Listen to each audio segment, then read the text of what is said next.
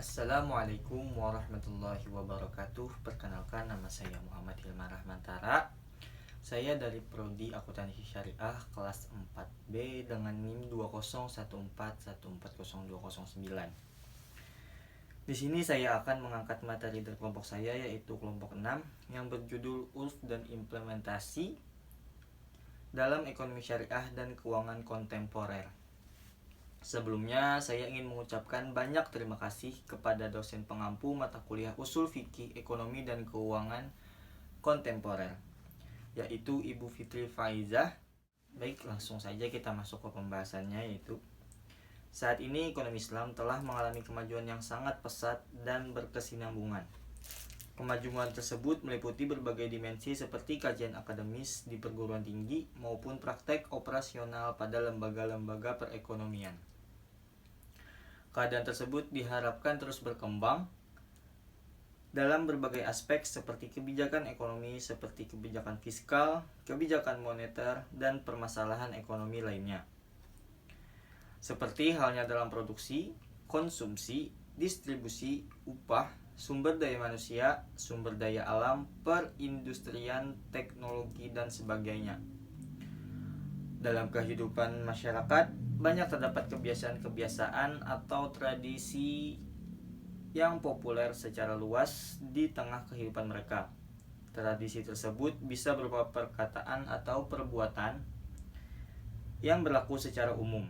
Dalam kehidupan masyarakat, terdapat banyak kebiasaan-kebiasaan atau tradisi yang populer secara luas di tengah kehidupan mereka. Tradisi tersebut bisa berupa perkataan atau perbuatan yang berlaku secara umum. Dalam hal ini disebut dengan urf. Bagi teman-teman yang belum tahu, kata urf secara etimologi yaitu sesuatu yang dipandang baik dan diterima oleh akal sehat. Sedangkan secara terminologi, urf didefinisikan sebagai kebiasaan mayoritas umat baik dalam perkataan maupun perbuatan. Kata urf dalam pengertian terminologi sama dengan istilah al-adah atau kebiasaan, yaitu sesuatu yang telah mantap di dalam jiwa dari segi dapatnya diterima oleh akal yang sehat dan watak yang benar. Kata al-adah disebut demikian karena ia dilakukan secara berulang-ulang sehingga menjadi kebiasaan masyarakat. Para usul fikih mendefinisikan urf sebagai sesuatu yang telah saling kenal oleh manusia dan mereka menjadikan sebagai tradisi, baik berupa perkataan, perbuatan, ataupun sikap meninggalkan sesuatu, di mana urf juga disebut sebagai suatu adat istiadat. Namun, para ulama usul fikih membedakan adat dan urf sebagai salah satu dalil untuk menetapkan hukum syara'. Menurut mereka, urf adalah kebiasaan mayoritas kaum, baik dalam perkataan maupun perbuatan.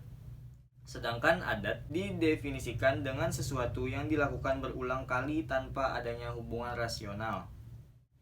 Dasar penggunaan urf adalah sebagai berikut. Allah berfirman dalam Quran surah Al-A'raf ayat 199 yang artinya, dan suruhlah orang mengerjakan yang ma'ruf dan berpalinglah dari orang-orang yang bodoh. Begitu juga dalam Al-Hadis yang diriwayatkan oleh Ahmad dari Ibnu Mas'ud bahwa Nabi Muhammad SAW bersabda yang artinya, segala sesuatu yang dipandang oleh orang-orang Islam umum itu baik, maka baik pula lah di sisi Allah, dan segala sesuatu yang dipandang oleh orang-orang Muslim itu jelek, maka jelek pula lah di sisi Allah. Imam Asy-Syatibi dan Ibnu Qayyim Al-Jauziyah berpendapat bahwa urf bisa diterima sebagai dalil untuk menetapkan hukum Islam. Namun, kedua imam tersebut memberikan catatan apabila tidak ada nas yang menjelaskan hukum masalah tersebut. Klasifikasi urf dalam berbagai aspek.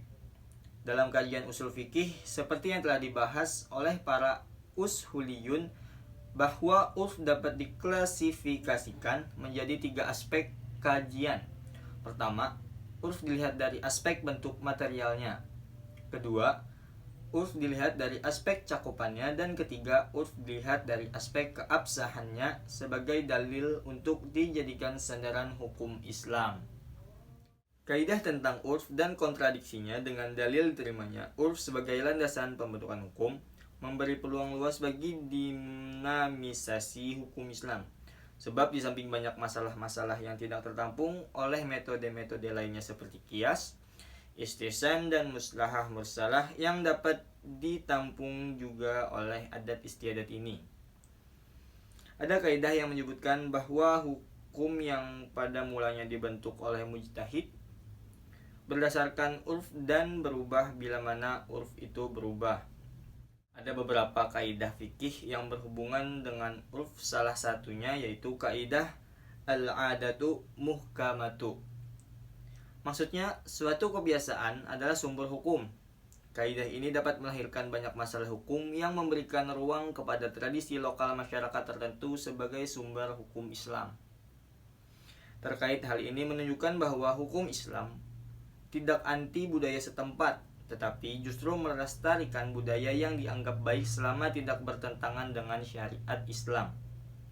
Contoh urf dalam ekonomi Islam adalah dalam transaksi jual beli di pusat perbelanjaan modern saat ini dan transaksi yang berbasis online tanpa mengucapkan sigot atau ucapan saya jual dan saya beli. Apabila menggunakan literatur fikih klasik, maka jual beli seperti ini tidaklah sah karena tidak mengucapkan sigot atau ucapan jual beli yang jelas, melainkan menggunakan isyarat atau tanda. Contoh isyarat atau tanda yang digunakan oleh penjual adalah meletakkan barang-barang atau memajang gambar dengan label harga offline atau offline yang hendak dijual.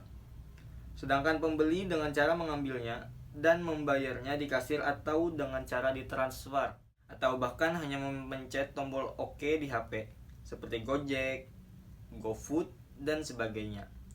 Jual beli tersebut sudah menunjukkan kerelaan dari kedua belah pihak secara substansif dalam akad jual beli. Dan jual beli tersebut boleh dilakukan berdasarkan urf atau kebiasaan masyarakat pada saat ini.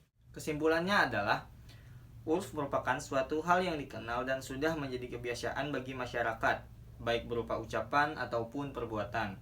Urf terbagi menjadi dua, yaitu urf sahih dan urf fasid. Urf sahih merupakan kebiasaan masyarakat yang tidak bertentangan dengan ajaran Islam, sedangkan urf fasid adalah suatu ajaran atau kebiasaan masyarakat yang bertentangan dengan ajaran agama Islam. Suatu hukum yang ditetapkan atas dasar urf dapat berubah karena kemungkinan adanya perubahan urf itu sendiri atau perubahan tempat, zaman dan sebagainya. Selain itu, urf juga memiliki syarat agar bisa menjadi suatu dasar hukum, di antaranya 1.